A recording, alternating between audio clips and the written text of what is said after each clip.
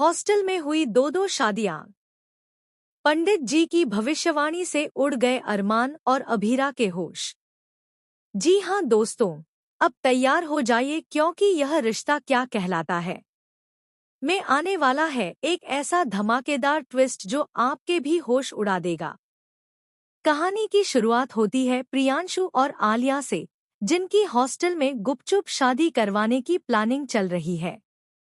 सब कुछ नॉर्मल लगता है, लेकिन कुछ भी नॉर्मल नहीं होता। पूरा ट्रैक हिलाकर रख देने वाला होता है। दरअसल सोशल मीडिया पर आलिया और प्रियांशु का एक फोटो लीक हो जाता है और बस फिर क्या था, कॉलेज में उनकी बदनामी शुरू हो जाती है। इसी बदनामी से बचने के लिए अभीरा और अरमान एक बड़ा कदम उठाने का फैसला करते हैं। दोनों कहते हैं कि अगर शादी ही इस मुसीबत का हल है तो इसे यहीं और अभी खत्म कर देना चाहिए।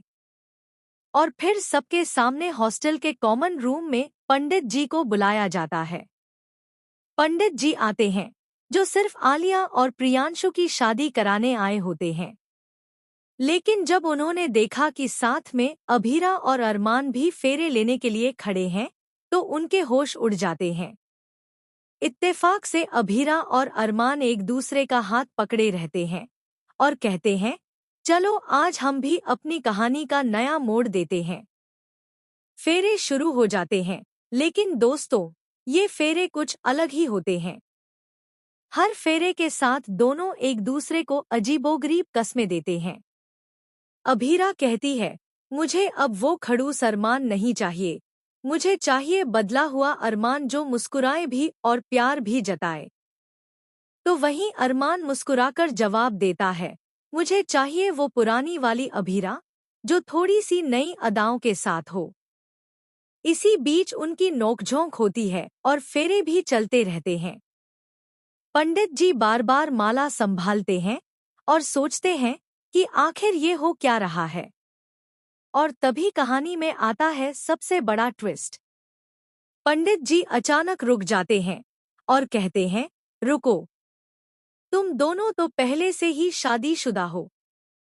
उनकी ये बात सुनकर सब शॉक्ड रह जाते हैं।